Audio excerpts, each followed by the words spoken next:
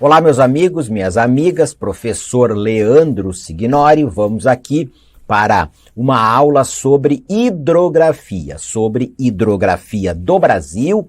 Não é um conteúdo aí difícil, os conteúdos da nossa disciplina são conteúdos médios, relativamente fáceis, e eu estou aqui para te ajudar a compreender estes conteúdos e para te ensinar, para esclarecer as tuas dúvidas, para que vocês aí, caríssimos alunos, caríssimas alunas, tenham um excelente desempenho na nossa disciplina. Então, de imediato, venham aqui para a tela hidrografia do Brasil. Vocês sabem que eu prefiro colocar nos slides bastante informações, porque isso faz com que a gente possa fazer com que a aula venha fluir mais rapidamente, com mais conteúdo, e faz com que vocês não precisem ficar o tempo todo copiando no caderno, além de ser um excelente resumo. Mas quem quiser aí pode ficar também copiando o que está nos slides sem nenhum problema. Vamos lá? Então, hidrografia do Brasil, algumas informações gerais. Primeiramente, os rios brasileiros, eles possuem regime pluvial.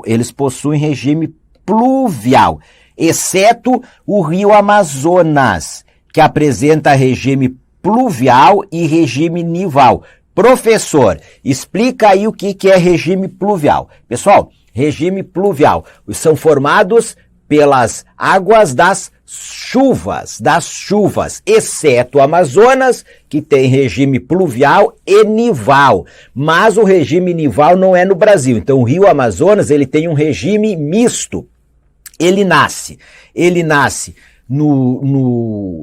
na Cordilheira dos Andes, no Peru. Então podem anotar aí, o Amazonas nasce na Cordilheira dos Andes, no Peru, e lá nas suas nascentes, ele é alimentado pelo derretimento da neve. A neve vai se derreter, ficar ali no estado líquido, por isso é o regime nival. Então nival é neve, tranquilo? Vou até escrever aqui para vocês. Então o pluvial, conforme eu já falei, é chuva, alimentado pelas águas das chuvas. E o nival é neve. Lembrando, pelo derretimento. Até vou colocar aqui, ó, derretimento da neve. Derretimento da neve. Mais adiante nós vamos falar do Amazonas, certo? Mas eu já vou colocar aqui de novo, né? Falei que era o Amazonas, mas aonde não no Brasil. No Brasil é só regime pluvial, tá? Então esse regime nival é lá nas nascentes, nos Andes peruanos, no Peru. Outra característica dos rios brasileiros, predominam largamente os rios perenes, que possuem água o ano todo, que eles não secam em uma parte do ano, exceto rios existentes no sertão nordestino, lá onde nós temos o clima semiárido. Lá no sertão nordestino, ali sim predominam rios temporários ou intermitentes. Já coloquei aqui no slide para vocês, sem água no período seco, ali do clima semiárido, ou seja, eles vão secar. Então o leito desses rios, ele vai ficar ali seco, certo? Mas com a vinda ali do período chuvoso, vai chover, e aí aquela parte ali, aqueles rios intermitentes, eles vão passar a ter água, vai correr água ali no seu leito, no período chuvoso e um pouco depois também aí do período seco, certo?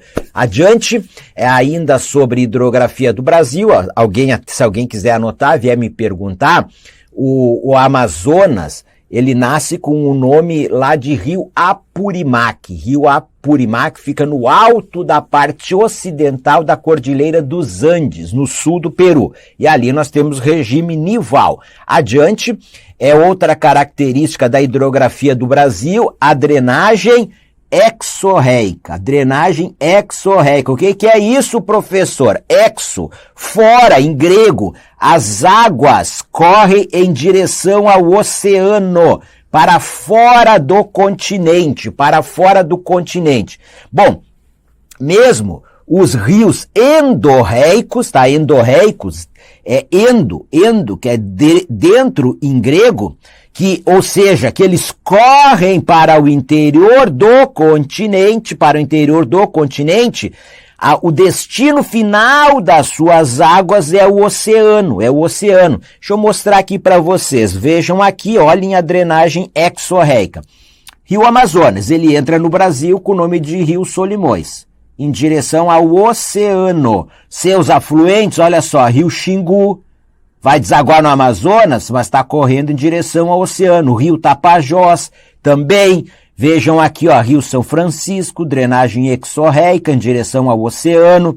Vejam o Rio Tocantins, aí Rio Araguaia vai se encontrar com o Tocantins, mas está correndo em direção ao oceano. Rio Paraná, olhem aí, ó, Rio Paraná em direção ao oceano, vai desaguar lá no estuário do Prata, no Oceano Atlântico. Mas tem rios que correm para o interior do continente, que são seus afluentes. Vejam aqui, ó, o Rio Tietê, olha, ó, Rio Tietê, em direção ao interior do continente, vai desaguar no Paraná.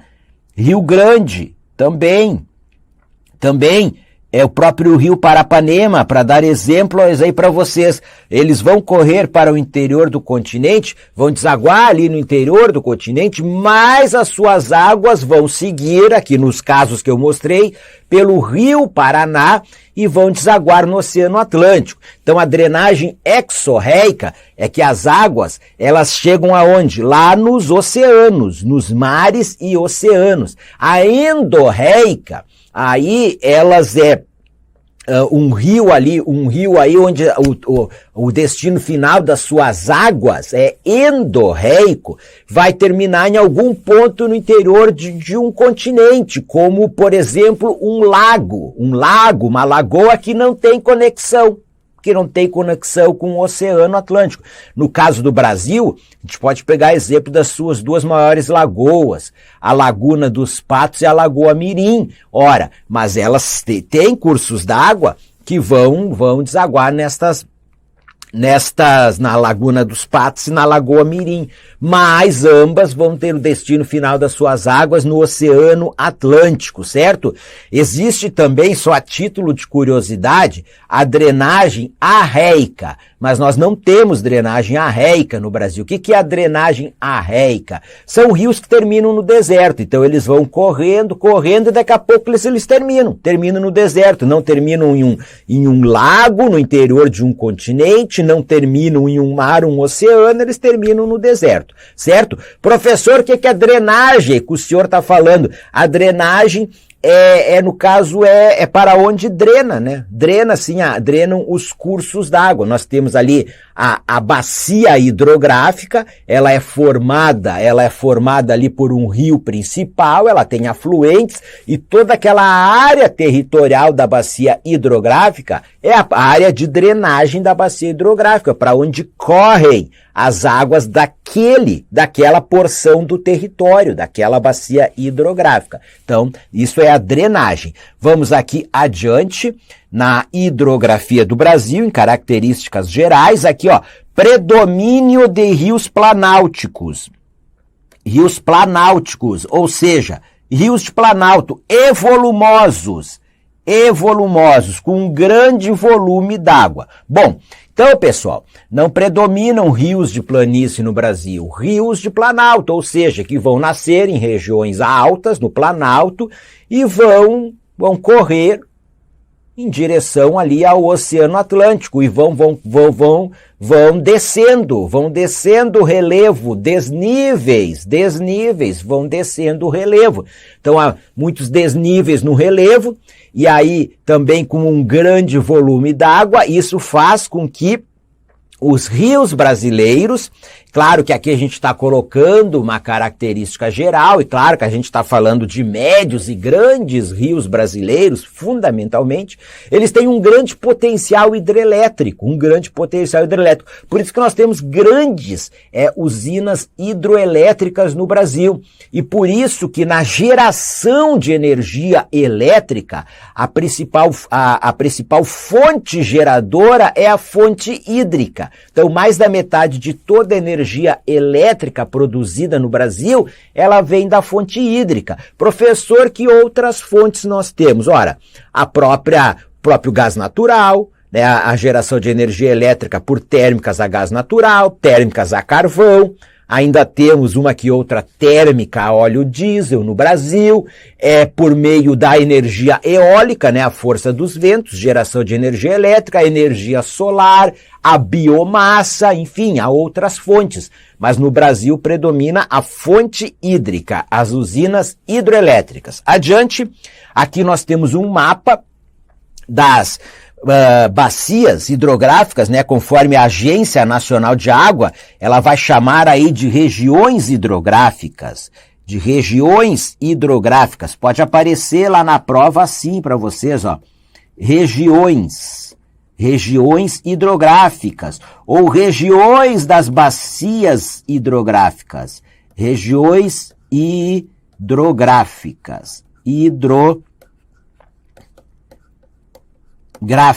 ou regiões das bacias hidrográficas. E vejam vocês que, ó, a maior bacia hidrográfica brasileira, a bacia amazônica. Então essa aqui é a área de drenagem. Estou marcando aqui no Brasil a área de drenagem da bacia amazônica. Claro, aqui está seu principal curso d'água. O rio Amazonas, os Solimões Amazonas, entra no Brasil com um nome aqui de Rio Solimões, entra aqui no Brasil com um nome aí de Rio Solimões, certo? E obviamente que ali tu vai ter então a grande bacia hidrográfica amazônica, ou a grande região hidrográfica amazônica, ou a grande região da bacia hidrográfica amazônica, tu vai ter, podemos dizer assim, subbacias, Rio Tapajós, que é formado por outros rios menores, Rio Madeira, Rio Purus, Rio Negro, Rio Branco e assim sucessivamente. Então, eu quero colocar aqui para vocês, pessoal, que sugiro, oriento que vocês olhem bem este mapa, que vocês memorizem espacialmente onde ficam estas bacias hidrográficas no território brasileiro e memorizem as bacias hidrográficas aí desta classificação, que é a classificação oficial da Agência Nacional de Águas. Vamos ver aqui, então já falamos da bacia amazônica, depois nós temos a bacia do Tocantins-Araguaia, a bacia do Paraná, a bacia do Paraguai, a bacia do Uruguai, a bacia do São Francisco, a bacia do Rio Parnaíba. Aí nós temos aqui, ó, as bacias atlânticas ou costeiras. Quais são elas? A do Nordeste Ocidental, que é esta aqui, ó, a do Nordeste Ocidental, a do Nordeste Oriental, do Leste, a do Sudeste, a do Sudeste e a do Sul. Certo? Até vou colocar aqui, ó, Nordeste Ocidental e a do Sul. Então, memorizem este mapa aí das bacias hidrográficas brasileiras, das regiões hidrográficas brasileiras. Vamos aqui adiante, aí vamos falar de cada uma destas bacias hidrográficas, começando com a bacia hidrográfica amazônica. Então, pessoal, bacia hidrográfica é um conjunto aí do território, uma porção do território, onde tem um rio principal, vou voltar aqui para vocês, tá?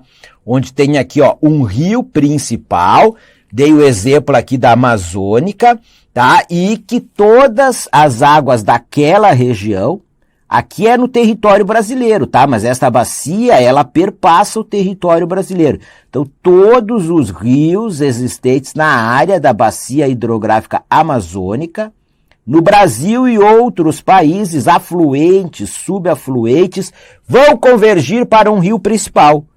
Vão convergir para um rio principal, que é o que já está aqui, ó. Até vou colocar, deixa eu pegar uma outra cor aqui, vamos tentar essa cor aqui, ó.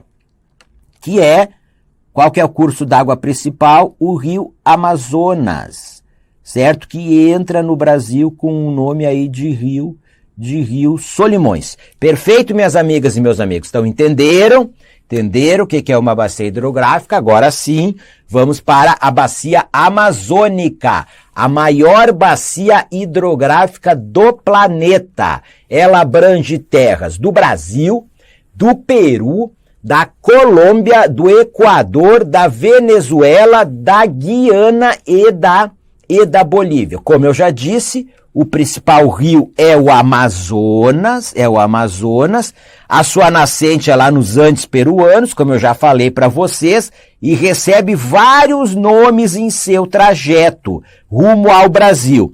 Entra no território brasileiro, ele passa a ser denominado de Solimões. É Solimões. É somente lá na confluência do Rio Negro, ou seja, a confluência de quem, professor? Do Rio Solimões e do Rio Negro. Eles vão se encontrar, eles vão confluir. Ali vai receber o nome de Rio Amazonas, certo? Ali na altura ali de Manaus, capital do estado do Amazonas. Então, onde nós temos o encontro das águas, nós temos o Rio Negro com a sua água de cor escura, e o Rio Solimões com a sua água ali daquela cor barrenta. Então, vão se encontrar, tem ali o encontro das águas, vocês podem até ver vídeos desse encontro das águas aí no YouTube, fotos, imagens também na internet, onde as águas elas vão se encontrar, elas vão andar por uma parte lado a lado, dá para ver aqui, ó, aquela água escura e aqui aquela água barrenta lado a lado, mas elas vão num determinado momento ali se misturar. Bom, então esta bacia hidrográfica, que é a maior bacia hidrográfica brasileira, ela tem vários outros rios importantes. O Rio Juruá, o Rio Tefé, o Purus, o Madeira, onde nós temos a hidrovia do Madeira, de cada vez mais importância para o escoamento da produção agrícola do centro-oeste brasileiro e também ali dos estados de Rondônia e do Acre. Então o Rio Madeira, o Rio Negro e o Rio Branco. Adiante na bacia hidrográfica amazônica, como já falei, principal rio, obviamente, é o Rio Amazonas, principal rio é o Rio Amazonas, então maior bacia hidrográfica do Brasil, maior bacia hidrográfica do planeta, conforme eu já coloquei para vocês. Bom, se é do planeta, é a maior bacia hidrográfica da América do Sul, a maior bacia hidrográfica do continente americano, é a do Brasil também. E o Amazonas é o rio mais extenso, vejam que interessante, tudo é grandioso na bacia amazônica. É o rio mais extenso do planeta e com maior volume de água do planeta. Uma vazão média de cerca de 132 metros cúbicos por segundo. Professor, preciso decorar este número? Não, é só para dar uma dimensão para vocês. Tanto que eu também coloquei ali a sua extensão, né, 6.992 quilômetros no total, para vocês terem uma ideia do tamanho aí, claro, considerando lá a sua nascente, lá nos Andes peruanos. Mas o que eu quis colocar para vocês que esta vazão média, professor, o que é a vazão média? É a água que é lançada no Oceano Atlântico, é onde ele vai desaguar lá por segundo, e aí isto é em metros cúbicos por segundo, é a água que chega no Oceano Atlântico, lá onde o rio deságua. Isso é medido, como eu já disse, em metros cúbicos por segundo. E esta água que um só rio do planeta aqui o Amazonas lança no Oceano Atlântico, representa cerca de 18% da água doce que todos os rios do planeta lançam no oceano. Eu coloquei aqui oceanos, mas é nos oceanos, tá? O Atlântico, o Pacífico, o Índico, os oceanos, os mares e oceanos. Vejam que um curso d'água, o Amazonas, é 18% do total da água doce que todos os rios do planeta lançam nos oceanos. Então, o rio Amazonas, ele tem também afluente nos dois hemisférios, hemisfério norte e hemisfério sul, que permite uma dupla captação das cheias de verão. Vejam só, olhem aqui, ó, aqui está o quê, ó? Olha a linha do Equador. Linha do Equador. Aqui é o hemisfério norte. Uma pequena parte do Brasil está no hemisfério norte. E uma grande parte do Brasil, em torno de 92% do nosso território, está no hemisfério sul. Então a única bacia hidrográfica brasileira que ela está em dois hemisférios é a bacia amazônica, hemisfério norte e hemisfério sul. Então, capta águas aí nos dois períodos, com maior chuva, enfim, nos dois períodos, né? Período com maior e menor chuva aí, tanto no hemisfério norte como no hemisfério sul. Vamos aqui adiante, eu coloquei a dupla captação das cheias de verão é porque é o período mais chuvoso ali na região da linha do Equador, ali na região amazônica. Adiante, ainda falando da bacia amazônica, ela drena 56% do território brasileiro. Vocês já sabem o que é drena, né?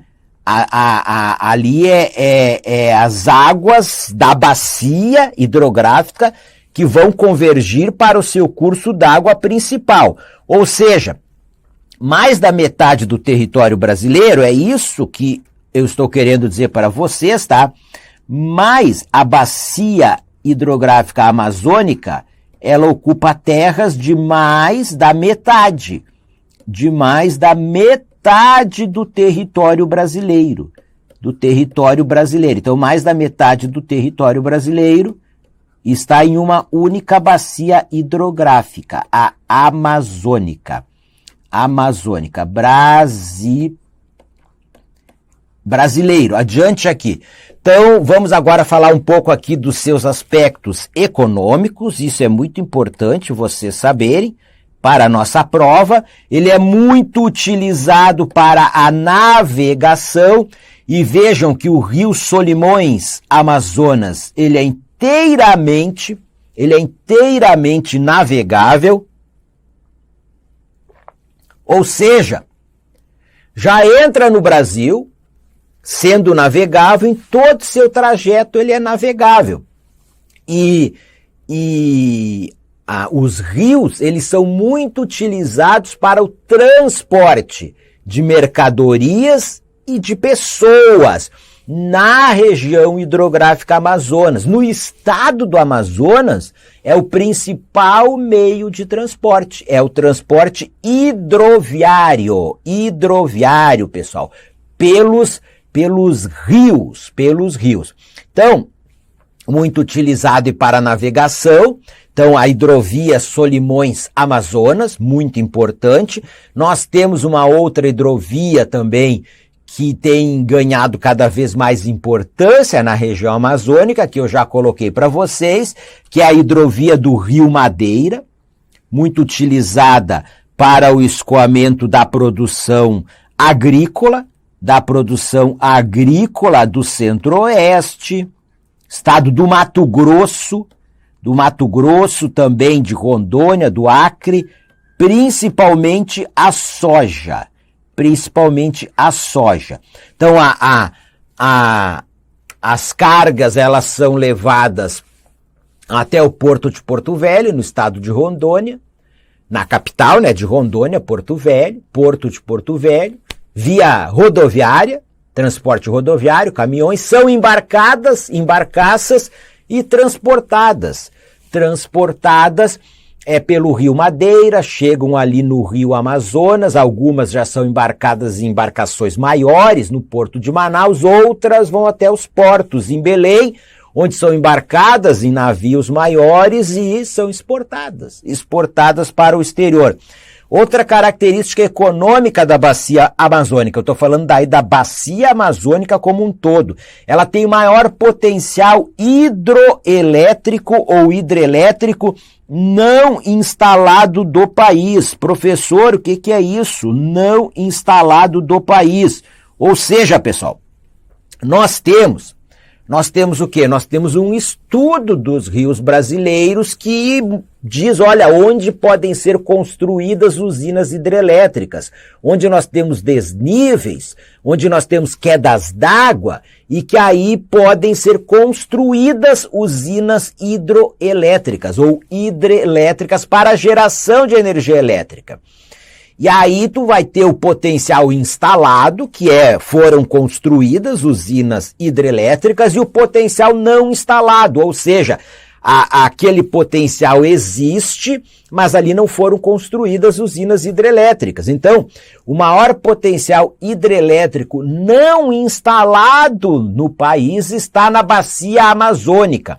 Não ali no Rio Solimões, Amazonas, mas em afluentes do Rio Amazonas, que vão nascer em regiões de Planalto, vão correr em regiões de Planalto, vão descendo os planaltos e vão desaguar lá nos rios Solimões e Amazonas, ali que é a planície amazônica dentro da bacia amazônica.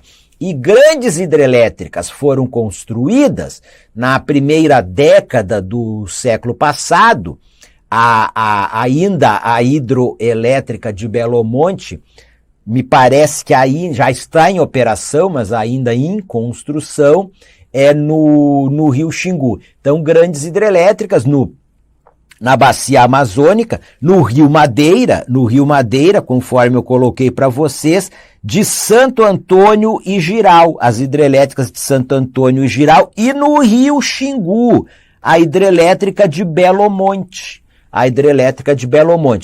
Há projetos para construir várias outras hidrelétricas em afluentes do Rio Amazonas, mas nós estamos numa região de floresta, basicamente florestada, da grande floresta amazônica, e aí sempre há toda uma discussão entre a questão energética e a questão ambiental da preservação da floresta amazônica. Enfim, esta instalação de usinas hidroelétricas ou hidrelétricas, tanto faz, não ocorre sem polêmicas e sem conflitos ambientais, sem conflitos sociais também, conflitos socioambientais. Vamos aqui fazer uma questão de prova, venham aqui, questão de prova, foi de um concurso de IBGE, Banca Consulplan, cargo de agente de pesquisa e mapeamento. O que está dizendo aqui? Observe a descrição que trata de uma das bacias hidrográficas brasileiras, apresentando as suas principais características. Com 3.856.528 km², drena terras de mais de 45% do território brasileiro. Seu principal rio nasce na Cordilheira dos Andes, no Peru. Bom, principal rio nasce na Cordilheira dos Andes do Peru. É a maior bacia hidrográfica do território brasileiro. Já deu para saber qual é, né? E recebe denominações diferentes até atingir o Oceano Atlântico. Aí, o que a questão está perguntando? Qual é a bacia hidrográfica descrita anteriormente? Conforme eu já coloquei para vocês ali, as dicas que a própria questão dá, gabarito, letra E, bacia amazônica. Adiante. Vamos agora para fazer uma abordagem sobre a bacia hidrográfica do Tocantins, Araguaia. Ela drena 11% do território nacional, certo? Possui vazão média de cerca de 13 mil metros cúbicos por segundo, e vejam vocês, é a maior bacia hidrográfica tipicamente brasileira. Professor, o que o senhor quer dizer com tipicamente brasileira. Pessoal, ela está totalmente no Brasil. Totalmente no Brasil. Todo o seu território da bacia hidrográfica está no Brasil. Ora, a maior bacia hidrográfica existente no Brasil é a amazônica. Mas a maior parte, mas não é toda, a maior parte da bacia amazônica está no Brasil, mas também a sua área territorial abrange outros países. Aqui não. A do Tocantins-Araguaia, toda a sua área territorial está no Brasil. Então, ela é, entre as tipicamente brasileiras, ela é a maior bacia hidrográfica. Nós temos ali na região, e claro, quais são os seus dois principais rios? O Tocantins e o Araguaia.